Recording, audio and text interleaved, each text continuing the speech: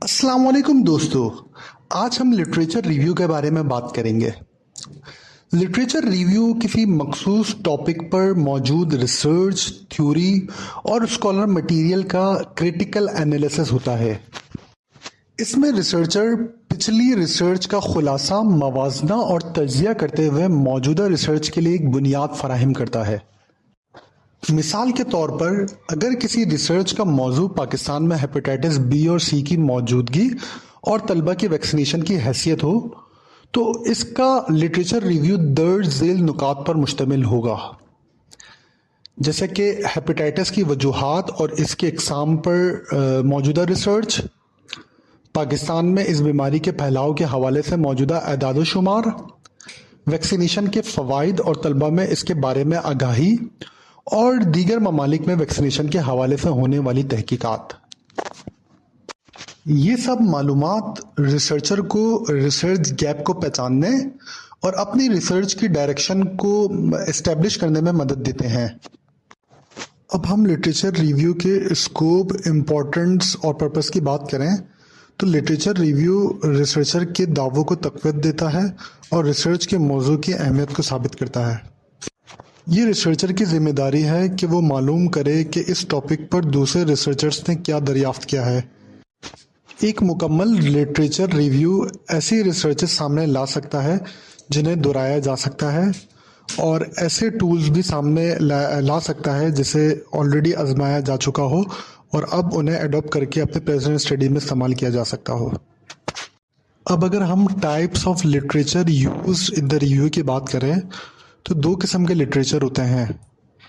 Number 1 theoretical literature और number 2 empirical literature.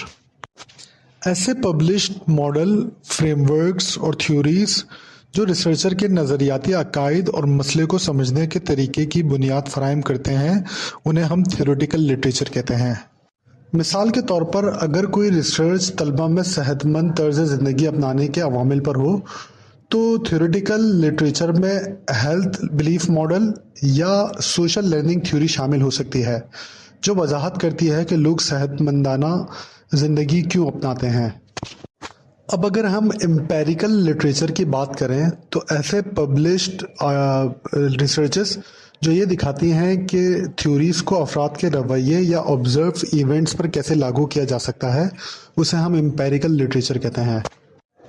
मिसाल के तौर पर अगर रिसर्च का टॉपिक तलबा की तालीमी कारकर्दगी पर वर्जिश के असरात हों तो एम्पेरिकल लिटरेचर में वो तमाम पब्लिश्ड आर्टिकल्स शामिल होंगे जिनमें रिसर्चर ने तलबा की तालीमी नताइज का एनालिसिस किया हो, जैसे वर्जिश शुरू करने से पहले और बाद में एकेडमिक रिजल्ट्स का मवाजना। अब हम लिटरेचर रिसर्च सोर्सेज की बात करते हैं। तो लिटरेचर रिसर्च सोर्सेज दो किस्म की होती हैं, प्राइमरी रिसर्च सोर्स और सेकेंडरी रिसर्च सोर्स। तो वो रिपोर्ट जो रिसर्चर ने खुद लिखी हो और किसी स्कॉलरली सोर्स यानी कि पीयर रिव्यू रिसर्च जर्नल या स्कॉलरली बुक के अंदर शाया हुई हो, उसे हम प्राइमरी सोर्स कहते हैं।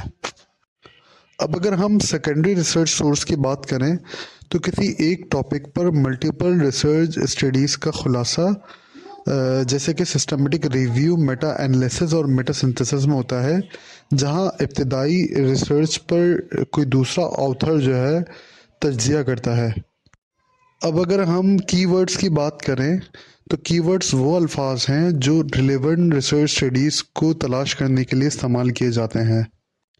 ज़्यादातर डेटाबेसेस में फ्रेसेस और सिंगल टर्म्स दोनों किस्म के कीवर्ड्स इस्तेमाल किए जा सकते हैं। किसी कॉन्सेप्ट या वेरिएबल के मुतबादिल अल्फाज यानी सिनोनियम्स भी कीवर्ड्स के तौर पर इस्तेमाल किए जा सकते हैं।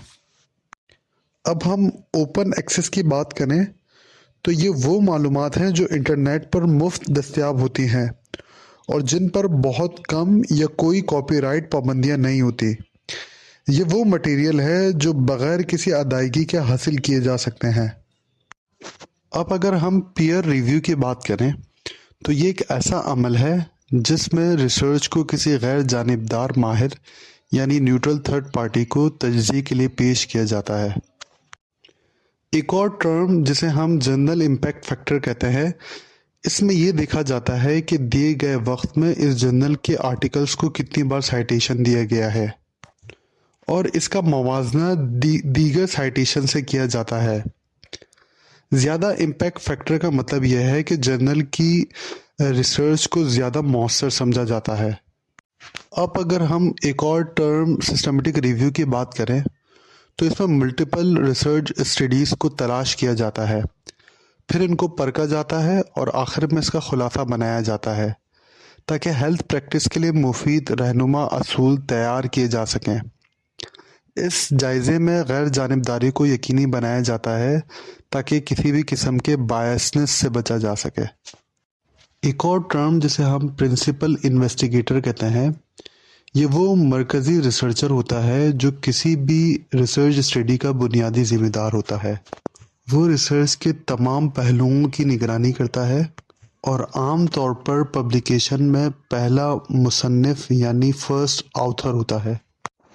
آخر میں اب ہم ایویڈنس بیس پریکٹس کی بات کریں تو سائنٹیفک ریسرچ، نرسنگ ایکسپیرینس اور مریض کی پسند کو ملا کر بہترین علاج فراہم کیا جاتا ہے تاکہ مریض کو زیادہ فائدہ ہو۔ یہاں ہمارا لٹریچر ریویو کا ٹاپک اینڈ ہوتا ہے۔ انشاءاللہ نیکسٹ ویڈیو لیکچر میں کسی اور ٹاپک کے ساتھ ملیں گے۔ اللہ حافظ۔